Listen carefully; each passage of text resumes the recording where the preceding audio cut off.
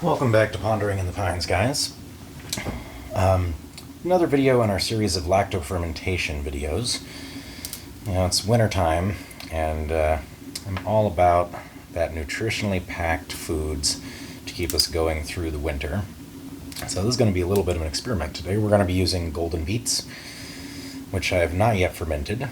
So first step for us, let's get these guys washed off any little dirt left over from the grocery store.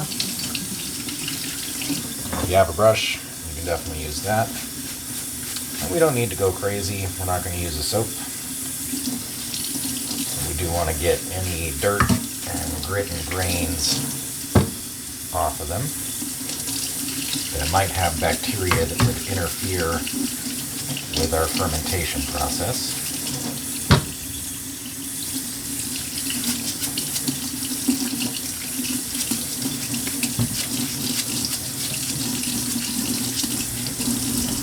So lacto-fermentation not only is a delightful way to save food for later, it's also going to be one of my favorite ways to give that nutritional vibrancy. So it does make food more bioavailable, but it also gives us a healthy dosing of lactobacillum, and depending on the vegetable, that can be anywhere between 3 and a dozen different lactobacillum that are going to take part in this fermentation process. And that definitely makes your guts feel a whole lot better as well. So after we get these guys cleaned up, we're going to get rid of the little root and the top. And then you're just going to slice these really however you like. Now I do like them kind of bite-sized pieces, so we're going to end up sectioning them into several different cut segments. And while we're doing this, guys, it is important to remember that if you're not using organic veggies, you do want to remove the skins from your vegetables. So the skins is where many of the pesticides end up being either applied directly or kind of collecting in a higher concentration. So if you're not using your own vegetables or organic vegetables, do remove the skins. You'll thank yourself for that later. And lacto-fermentations are actually, I think, one of the easiest way of preparing foods. It does take a little bit of time, but the prep time is actually very straightforward. We're going to breeze through this process here for this video in probably about 5 minutes. But the bulk of the time is actually going to be letting it ferment over the course of, depending on your flavor preference, I like anywhere between 3 and 14 days, depending on the vegetable that I'm working with and the amount of lacto-fermentation for flavor profile that my taste buds appreciate.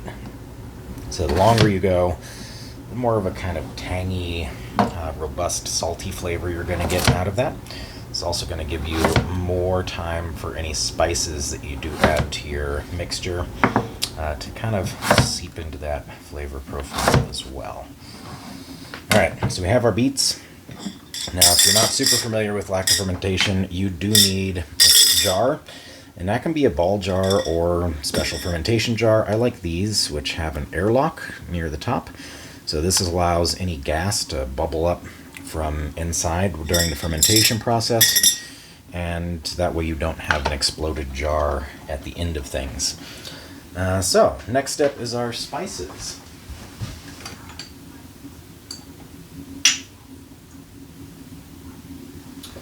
So for this recipe, guys, I'm going to be using a little bit of dillweed and a little bit of bay leaves.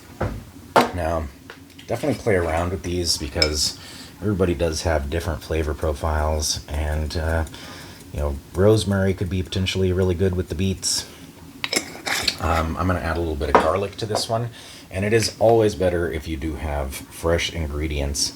But we're going to do about 3/4 of a teaspoon of dill and about 1/4 to 1/2 teaspoon of bay leaves.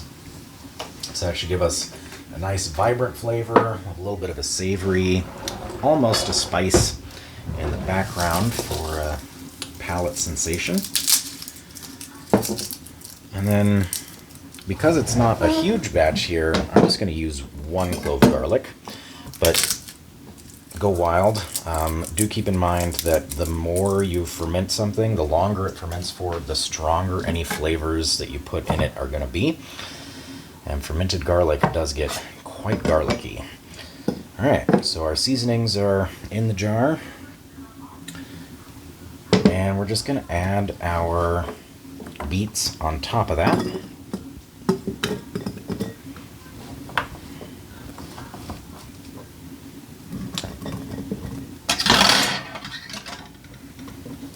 So I do like these jars because they come with a spring, which is designed exclusively to hold food down during the fermentation process. So if you're just using a normal glass jar or a regular ball jar or mason jar, they do make glass weights that'll go on top of your veggies to prevent anything from floating up. Because our goal here during this process is to have everything that's fermenting be underneath the layer of the brine. So anything that floats up on the surface does potentially run the risk of contaminating your batch.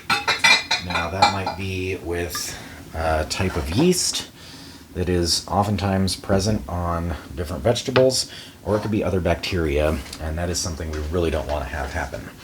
So for these jars, generally we're looking about 1.5 cups to 2 cups of brine.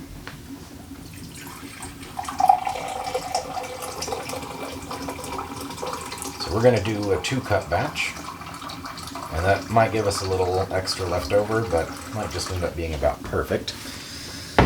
Now your ratio on this is going to be at least 1.5 teaspoons of salt per cup of water for our brine mixture. And I have some kosher salt here. Now I'm using a salt that doesn't have a strong flavor profile because I've never done golden beets before as a fermentation. Now some vegetables like cabbages, I like to use that Himalayan salt. Celtic sea salt is a great substitute. You don't want to use iodized salt or table salt. It's going to make your blend way more salty than you would ever expect it to be, and probably more than you would actually appreciate or be comfortable eating. So for 2 cups of brine, we're going to do 1 tablespoon of salt.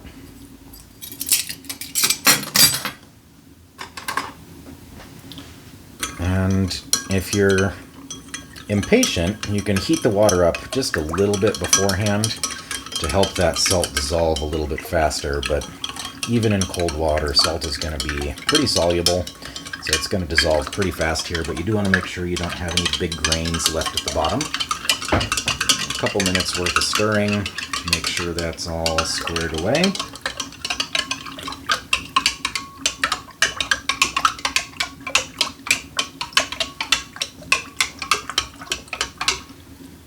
And as soon as we're confident that all the crystals have dissolved of salt, finishing touch is just to pour that into our fermentation jar and make sure that the vegetables are fully covered. So you want that maybe 1/2 inch to 1 inch over the top of the vegetables. So we're just going to top it off. Now your weight or your spring, whatever you're using to compress your vegetables down, goes in, lid goes on, and this will get stuck on a shelf in a room temperature place. So we're looking at somewhere between 65 and 75 degrees for fermentation temperatures on this. You don't want to go too hot, you might get off flavors, and you don't want to do too cold because it'll slow down your fermentation. So this will sit on the shelf for, we're going to open it up in about 3 days and just take a test to see what it's tasting like, but this might go as long as 2 weeks. So if you have any questions about fermentation or any of our other recipes, feel free to like and comment below this video, and let us know what you'd like us to ferment next. All right, take care.